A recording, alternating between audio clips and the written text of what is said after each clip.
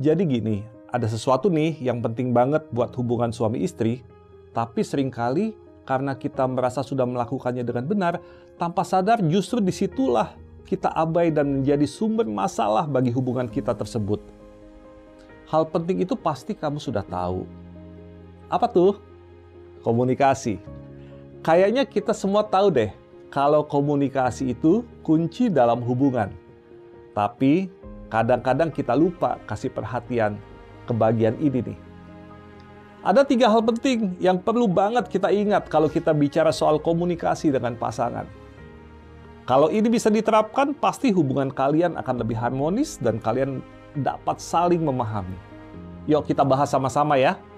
Pertama, dalam komunikasi, jangan adu capek dengan pasangan. Yang pertama ini pasti kalian pernah ngalamin deh. Jangan adu capek dengan pasangan. Saya tahu kita semua capek. Apalagi dengan rutinitas kita sehari-hari yang padat. Padat kerja, urusan rumah tangga, mungkin ngurus anak juga. Rasanya kadang hari-hari ini kita jalani dengan melelahkan banget. Nah, bayangin situasi kamu pulang dari kerja, kamu merasa capek banget, terus kamu bilang ke pasangan, "Aduh, capek banget hari ini." Dan pasangan langsung balas, "Iya, saya juga capek."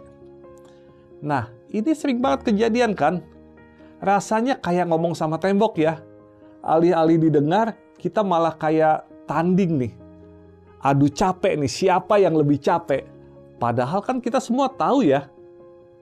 Ya, semuanya capek. Tapi yang sebenarnya dibutuhkan pasangan saat bilang capek, itu bukan solusi loh. Atau bukan tanding-tandingan loh. Mereka cuma ingin didengar dan dipahami. Coba lain kali kalau pasangan kamu bilang dia capek, jangan langsung balas dengan cerita tentang kecapean kamu. Ya, jangan kamu langsung balas dengan kecapean kamu. Cukup bilang, "Iya sayang, saya ngerti. Pasti berat banget ya buat kamu." Percayalah, hanya dengan respon yang penuh simpati itu, pasangan kamu akan merasa jauh lebih baik.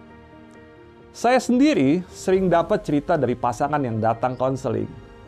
Masalah mereka kadang nggak besar, cuma karena adu capek kayak gini jadi masalah. Masalah yang tadinya kecil jadi besar. Jadi yuk, mulai sekarang kita coba saling dengerin pasangan kita tanpa adu siapa yang paling capek. Remember, ingat-ingat, capek itu normal. Tapi yang penting gimana kita saling memahami di tengah rasa capek itu. Yang kedua, yang perlu kamu harus ingat adalah pernikahan itu tentang ngobrol seumur hidup. Ini nggak kalah penting loh. Pernikahan itu tentang ngobrol seumur hidup. Jadi jangan pernah berhenti belajar ngobrol yang baik dengan pasangan.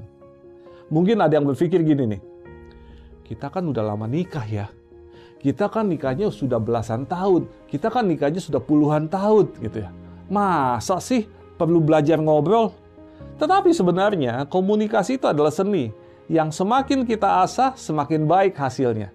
Dalam pernikahan, kita nggak cuma ngobrol 1 atau 2 kali. Kita ngobrol sepanjang hidup kita. Kita ngobrol sepanjang pernikahan kita. Kenapa ini penting? Karena kita berubah.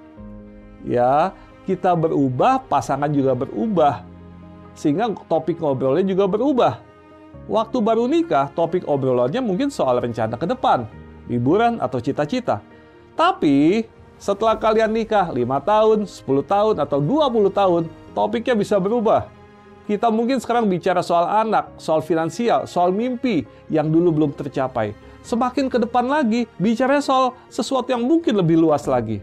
Jadi penting banget buat kita terus mengasah kemampuan ngobrol ini, biar kita tetap saling memahami. Jangan sampai obrolan jadi kayak rutinitas aja. Asal ngobrol, tapi nggak benar-benar terhubung. Saya kasih contoh nyata deh. Ada pasangan yang datang, mereka sudah nikah 15 tahun, tapi mereka merasa akhir-akhir ini obrolan mereka jadi hambar.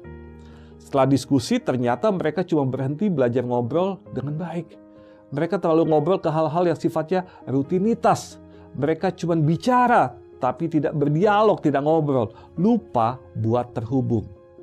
Kabar baiknya, setelah mereka belajar ngobrol lagi dengan lebih dalam, hubungan mereka jadi jauh lebih baik. Jangan pernah lelah untuk belajar ngobrol. Jadi, karena pernikahan itu adalah perjalanan panjang, kita perlu stamina dan kemampuan untuk mampu ngobrol dengan panjang. Selanjutnya nih, yang paling penting juga, latih diri kita untuk fokus kepada kelebihan pasangan bukan pada kekurangan. Yang ketiga ini penting banget untuk diingat. Fokuslah ke kelebihan bukan kekurangannya. Iya, saya paham.